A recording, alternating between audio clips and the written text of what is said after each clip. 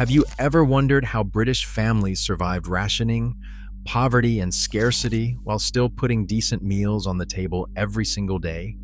Before our modern age of abundance and waste, working-class households developed kitchen tricks born from pure necessity.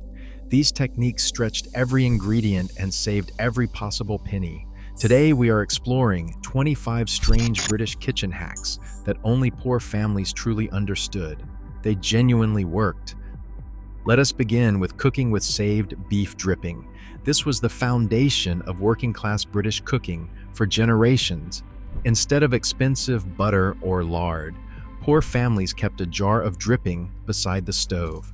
Every time meat was roasted, the rendered fat was carefully poured off and saved. That golden dripping became the cooking medium for everything from fried bread to roast potatoes. The flavor was incomparable. Working-class cooks knew that dripping added a depth of savory richness that butter simply could not match. Fried potatoes cooked in beef, dripping developed a crispy golden exterior that was almost impossible to achieve with other fats. Even a simple slice of bread spread with dripping and sprinkled with salt became a satisfying meal. This was liquid gold that cost nothing extra. Next, consider bread pudding from stale loaves. Food historians trace this dish back to the 13th century when it earned the name poor man's pudding. The concept was beautifully simple. Stale bread that had gone too hard for sandwiches was soaked in milk or water until soft. Working-class families then mixed this with whatever they had available. Sugar, dried fruit, a bit of suet, and mixed spices transformed waste into something wonderful. The pudding was baked until firm and served warm with custard. One loaf that might otherwise be thrown away fed an entire family. This technique saved countless households from hunger during rationing and beyond. The bread absorbed flavors and moisture, creating something dense, satisfying, and genuinely delicious. Here is a trick that saved working families considerable money over time. Tea leaves were never used just once. British households would brew the same leaves 2, 3, or even 4 times before discarding them. The first pot was the strongest and often reserved for adults. Subsequent brews became progressively weaker, but remained perfectly drinkable. During rationing, when tea was limited to just 2 ounces per person per week, this stretching technique became essential. Some families even dried their used leaves and mixed them with fresh tea to extend supplies further. The tannins and flavor compounds were released slowly across multiple brews, so later cups were milder, but still satisfying. Suet dumplings served an ingenious purpose in working-class kitchens. A small amount of meat could feed many more mouths when surrounded by filling dumplings. The basic recipe combined flour, suet, salt, and water into a simple dough. These dumplings were dropped into stews and soups, where they absorbed the cooking liquid and expanded considerably. A thin stew with minimal meat suddenly became a substantial meal. The suet provided fat and calories that kept workers fueled through long days of physical labor.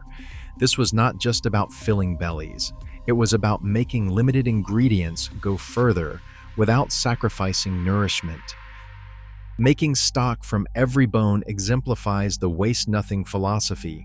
After a joint was eaten, those bones went straight into a pot with vegetable scraps. Onion skins, carrot tops, celery leaves, and any other trimmings joined the bones. Cold water covered everything, and the pot simmered for hours. The resulting stock became the foundation for countless meals. Soups, gravies, and stews all started with this homemade liquid. Poor families understood that bones contain valuable nutrients and flavor that should never go down the drain. One roast chicken could yield 2 or 3 additional meals worth of rich golden stock. Fish and chips wrapped in newspaper served a practical purpose beyond mere convenience. The layers of newspaper provided excellent insulation that kept the food hot during the journey home. Working-class families often walked considerable distances from the chip shop. The newspaper trapped heat effectively, while the paper absorbed excess grease. This was a complete package that cost nothing extra. The practice became so ingrained in British culture that many people insisted the food tasted better when wrapped this way. The combination of steam, grease, and newsprint created a unique experience that modern packaging simply cannot replicate. Diluting condensed milk stretched this precious sweetener across many more uses. A single tin mixed with water could provide milk for tea, cereal, and cooking throughout the week. The concentrated sweetness meant families actually needed less sugar when using it. During wartime rationing, this technique proved invaluable. Fresh milk was difficult to obtain and spoiled quickly without refrigeration. Condensed milk lasted indefinitely unopened and remained usable for days once diluted. Working-class mothers became experts at judging exactly the right ratio for different purposes. Mixing margarine with butter rations created a spread that went twice as far. Pure butter was expensive and heavily rationed during wartime. Margarine cost less and lacked the flavor everyone craved.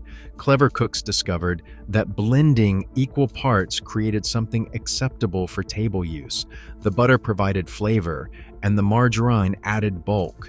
This 50-50 mixture spread easily and tasted considerably better than margarine alone. The same technique worked for cooking, where the combined fats performed admirably in baking and frying. Bubble and squeak transformed yesterday's vegetables into today's breakfast. Leftover mashed potatoes and cooked cabbage were mixed together and fried in dripping until crispy.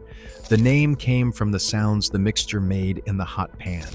This dish wasted nothing and provided a filling start to the day.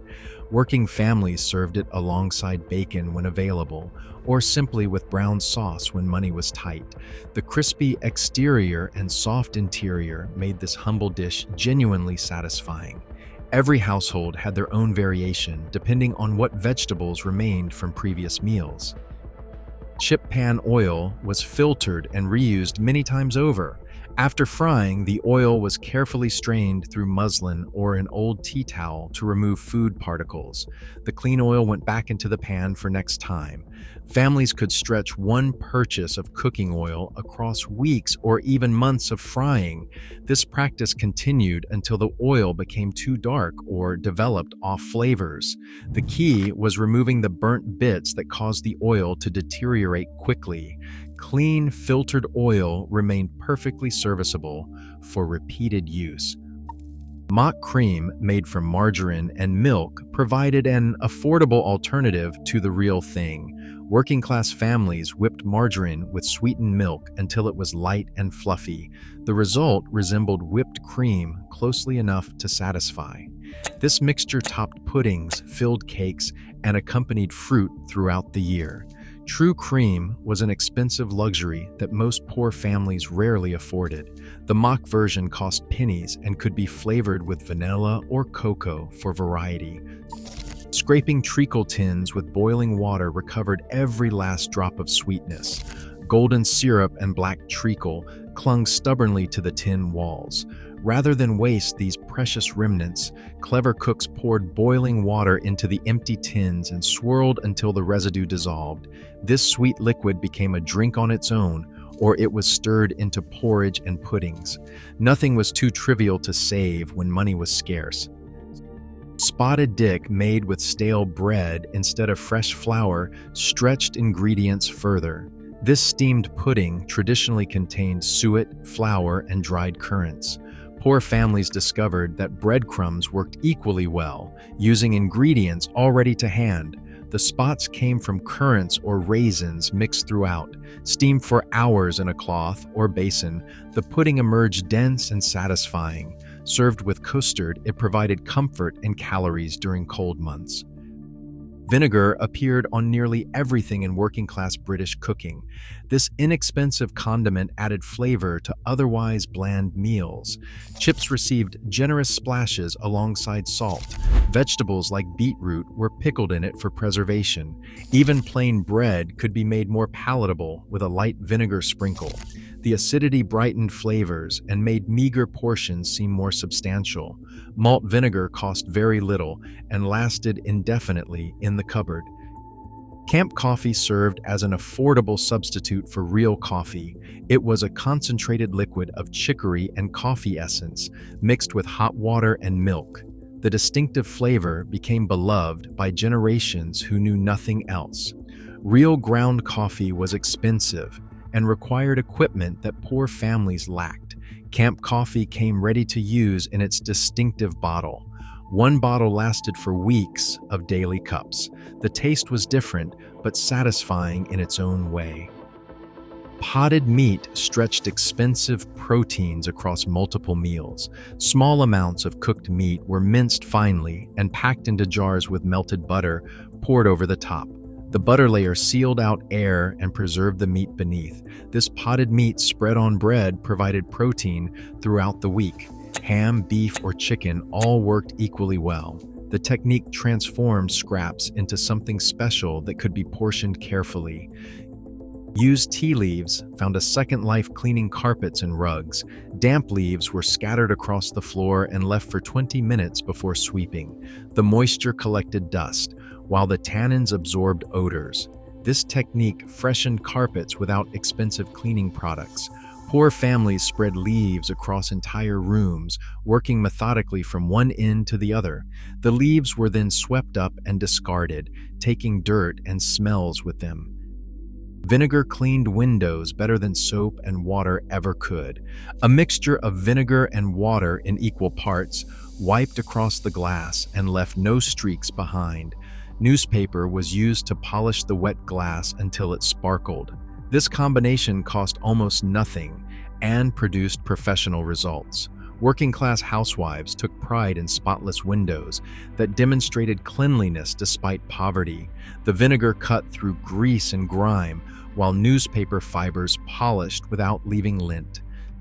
Newspaper served multiple cleaning purposes beyond window polishing. Damp newspaper cleaned fireplace surrounds and removed soot marks from walls. Crumpled newspaper polished brass and copper to a high shine.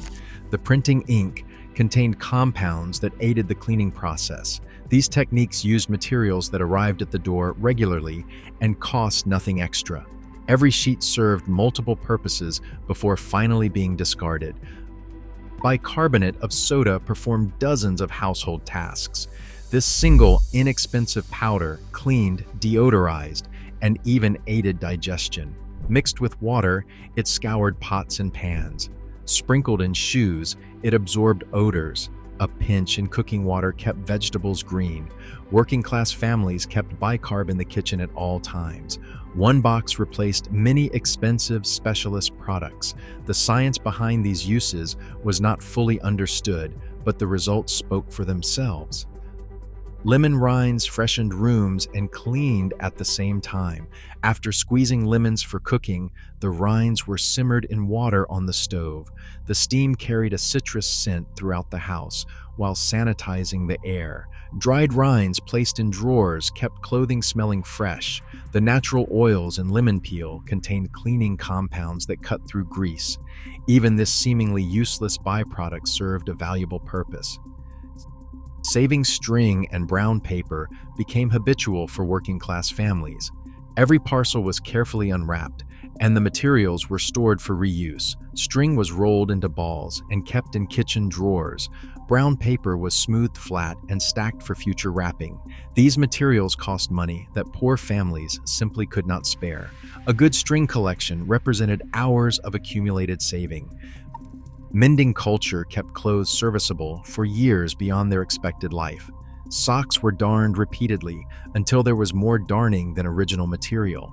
Shirts received new collars and cuffs when those areas wore through first. Patches covered holes in everything from trousers to tablecloths. This was not considered shameful, but rather sensible household management. The skills passed from mother to daughter through generations of necessity.